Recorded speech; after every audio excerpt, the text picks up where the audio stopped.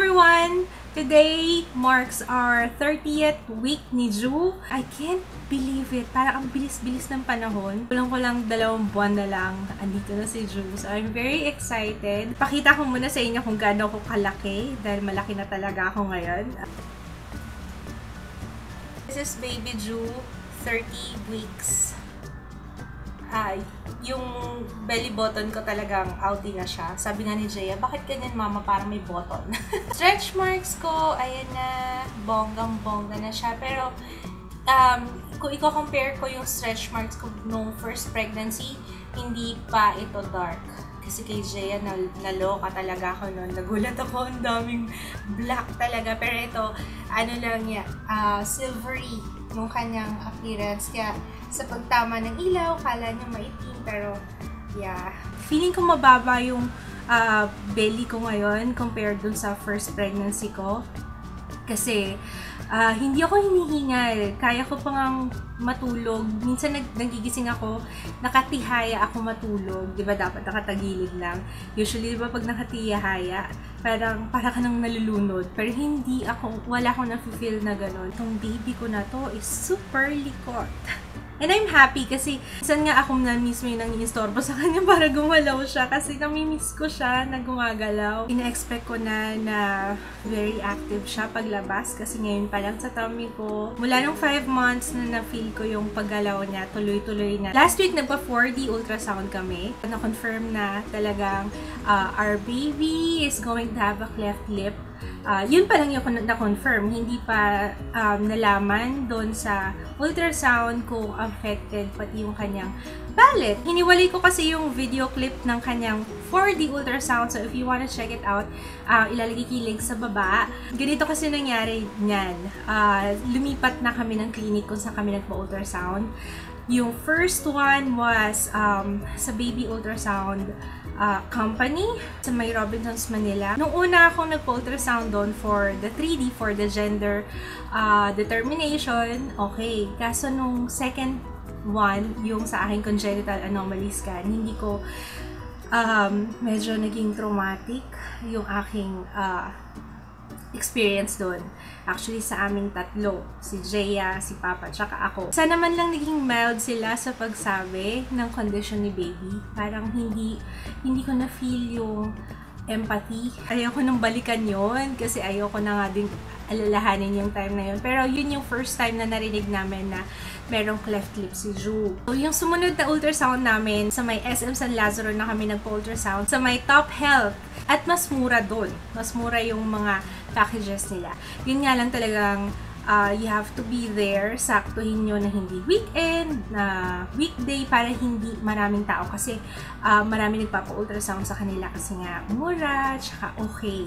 So, ganito yun. Anong nangyari nun? Wala akong binanggit na may cleft lip si Ju. Wala.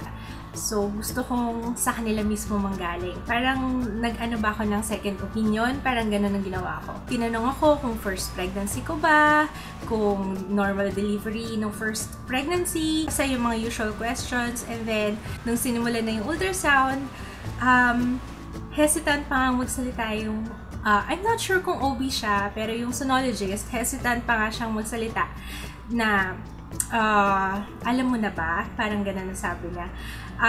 Yun ang, doon ako na touch kasi sabi ko, wow, sabi ko, medyo sensitive siya. Kasi syempre pag buntis ka, diba sensitive ka? Sana yung, wish ko lang sana yung mga sonologists, ganun sila, na maging sensitive sila, na kapag merong nakita, na wag naman basta-basta bigla na lang i-blurt out na ganito, na ganyan, na medyo bumelo ng konti. Kahit konti lang. Alam niyo na ba? Sabi niya ganun. So sabi ko, na may cleft lip si baby. Sabi ko, opo, alam na namin. Nung time na tiningnan niya yung facial features ni Ju, okay naman lahat. Sabi niya, maliit lang naman, sabi niya ganon. So yun, kaya highly recommended ko yung Top Health kung magpapa 4D, 3D ultrasound kayo. They are very nice. Kahit yung nag-assess sa akin before ako isalang sa ultrasound, yung nag-interview sa akin, kung anong package yung kukunin ko, they are all very nice. Kaya I highly recommend Top Health sa SM San Lazaro. Okay, so nandun na tayo. We're expecting a baby with cleft lip. Kung hindi nyo pa alam, kung hindi pa kayo updated, or if this is your first time to watch my pregnancy update, we're expecting a baby with cleft lip, and I'm so excited na ako kahit na kasi nung nakita ko siya sa ultrasound, wala na yung wala talaga yung worries ko. Parang okay lang sa akin kahit may cleft lip siya, I don't care. Kasi ang cute niya. Nakita ko yung cheeks niya, sobrang taba-ching-ching na. And basta as long as healthy. Yun nga laging sinasabi rin sa akin kaya yun din lagi sinasabi ko sa sarili ko. Okay lang as long as healthy. So, alam ko as early as 3 months, pwede nang i-surgery si Ju. Depende sa kalagayan niya, sa condition niya, kung pwede siyang isa lang for surgery, kung malakas na siya, kung healthy siya, yun. The symptoms sa aking pregnancy, ngayong 30 weeks na ako, ang napansin ko is palpitation. May araw na nagpa-palpitate ako. Hindi ko nga sigurado kung tama yung term ko na nagpa-palpitate. Pero alam, yung feel ko yung pagtibok ng puso ko. Hindi siya bumibilis, hindi siya bumabagal, rather lumalakas. Parang feeling ko nasa labas yung puso ko, doon siya nagpapahump. Nangyari yun mga 5 times na tuloy-tuloy. Tapos, after that, kinabukasan, nawala. Tapos, after 1 week, bumalik. Pero konti lang, sandali-sandali lang. Siguro 2 beses nawala ulit. Tapos ngayon, wala na naman. Pinulikat ako, pero once lang. Ang ginawa ko, lagi ako umiinom ng tubig. At saka, saging. Kumakain ako ng saging. Braxton Hicks, wala akong masyadong nafe-feel na Braxton Hicks lately. Hindi ko alam kung yun yung nafe-feel ko. Minsan naninigas yung tiyan ko, pero hindi siya okay lang. Lalo na pagbusog ako, yun lang.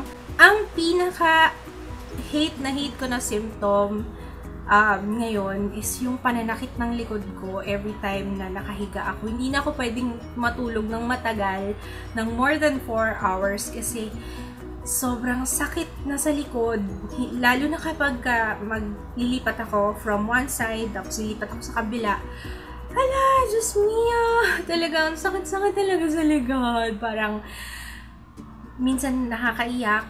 At saka yung sciatica. Minsan pag naglalakad ako, napapahinto ako kasi parang connected yung sa muscle ko sa paa hanggang sa balakang masakit na parang bibigay yung likod ko. Parang ganong feeling. Maliban doon, meron pa ba? Energized pa rin ako. Hindi ako madali ako mapagod pag matagal akong kagaya na paghugas ng pinggan, yun. Hindi na ako nakakatagal. Ewan ko, siguro kasi ang hirap na abutin yung lababo kasi malaki yung tiyan ko. Kaya siguro sumasakit na yung likod ko, ganyan. That's it! Yun lang naman yung napansin ko. May energy pa ako, okay pa ako, nakakapagtrabaho pa ako sa bahay, dito sa bahay, nakakapaglaba, walang problema. Ang hindi ko lang nagagawa is mag-mop at maglinis ng CR. Yun lang talaga. Everything is okay. Everything is alright. So, I just wish si Ju, everything is alright din, bebe. Mukhang happy baby naman yung anak ko, lalo na pag kumakain ng nanay niya. Maraming salamat sa panonood and hindi pa ito yung last na update ko. Mag-update ako kapag kabuwanan ko na. So, I'm so excited. Lahat kami excited na. We're counting the days. See you next time. Bye!